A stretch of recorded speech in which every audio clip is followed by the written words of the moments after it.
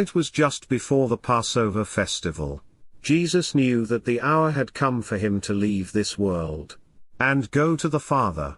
Having loved his own who were in the world, he loved them to the end. The evening meal was in progress, and the devil had already prompted Judas, the son of Simon Iscariot, to betray Jesus. Jesus knew that the Father had put all things under his power, and that he had come from God and was returning to God.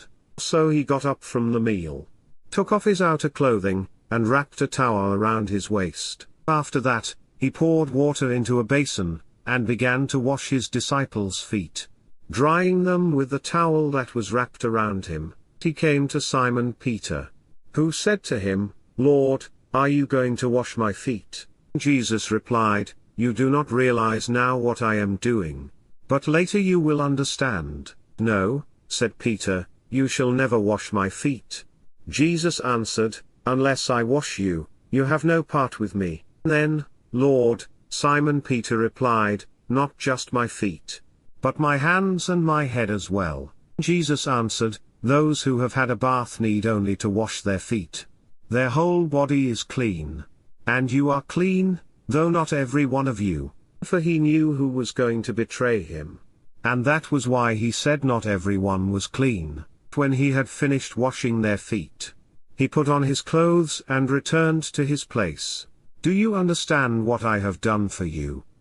he asked them. "You call me teacher and Lord, and rightly so, for that is what I am. Now that I, your Lord and teacher, have washed your feet, you also should wash one another's feet. I have set you an example that you should do as I have done for you. Very truly I tell you, no servant is greater than his master, nor is a messenger greater than the one who sent him. Now that you know these things, you will be blessed if you do them.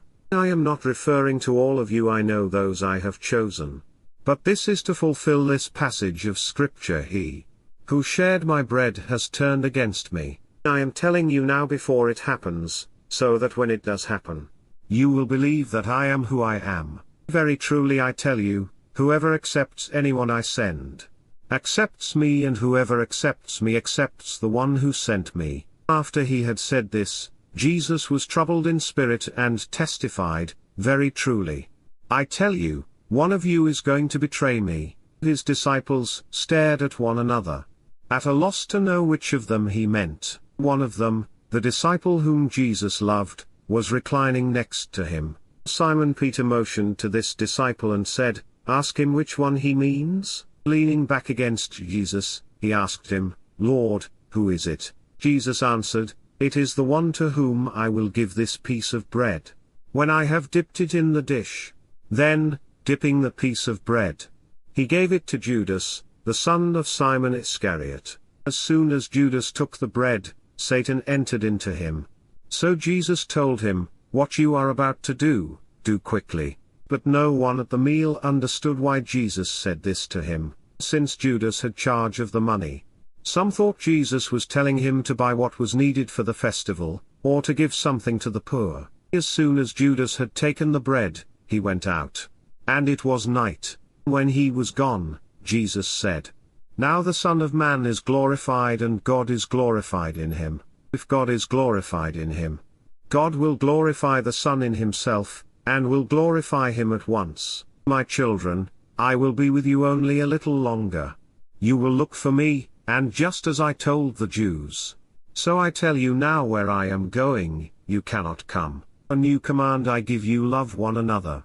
As I have loved you, so you must love one another.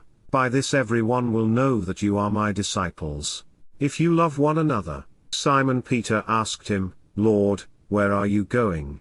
Jesus replied, "Where I am going, you cannot follow now, but you will follow later." Peter asked, "Lord, why can't I follow you now? I will lay down my life for you." Then Jesus answered, "Will you really lay down your life for me? Very truly, I tell you, before the rooster crows, you will disown me 3 times."